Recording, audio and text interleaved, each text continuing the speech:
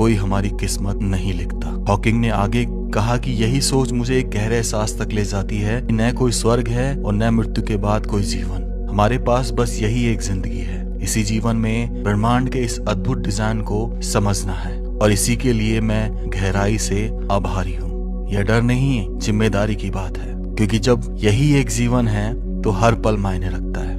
Stephen Hawking कहते थे कि उनका एक हमेशा से सपना रहा है कि वो एक ऐसी बुक लिखे जिसे आम इंसान आसानी से समझे। और जब समय आया 1988 का, उन्होंने एक बुक लिखी जिसका नाम था a brief history of time. ये बुक आम इंसान तो आसानी से समझ ही सकता था, लेकिन ये बुक दुनिया की महान बुक बन गई, क्योंकि इसमें पहली बार किसी ने बताया था बिग बैंग के बारे में और ब्लैक होल के बारे में।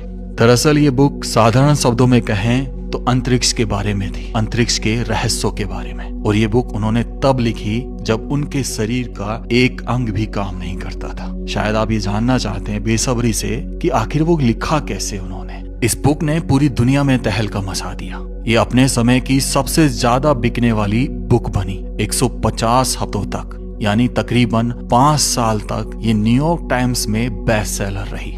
और यही नहीं, इसने रिकॉर्ड तो तब तोड़ा जब 237 वीक ब्रिटिश संडे टाइम्स में बेस्ट सेलर रही। इस बुक की अब तक 1 करोड़ कॉपीज बिक चुकी हैं। यही नहीं, प्रोफेसर हॉकिंग ने अपनी डॉटर लूसी के साथ, साइंटिस्ट हॉकिंग के 3 बच्चे थे, तो उन्होंने लूसी के साथ बच्चों के लिए साइंस बुक भी लिखी। ये सब एक जोस नाम के बच्चे पर आधारित थी, जिसमें वो ब्रह्मांड को विजिट करते हुए ब्रह्मांड को समझता है, उसके रहस्यों को जानता है। शायद आप ये बात बिल्कुल नहीं जानते हो कि स्टीफन हॉकिंग एक महान वैज्ञानिक तो थे ही, लेकिन वो एक महान एक्टर भी थे। वो कई शोज जैसे Star Trek, big bang theory and the Simpson में नजर आ चुके हैं। स्टीफन हॉकिंग की हमेशा से एक ख्वाहिश थी स्पेस में ट्रैवल करना। 2007 में एक ख्वाहिश उनकी जब पूरी हुई, जब साइंटिस्ट ने मिलकर उनको एक स्पेस शटल में ले गए और वहां उनको जीरो ग्रेविटी कैसी होती है, अंतरिक्ष में कैसा फील होता है, वो अनुभव कराया। तकरीबन 4 मिनट तक वो वेटलेस रहे, वो अपना वेट फील नहीं कर सकते थे।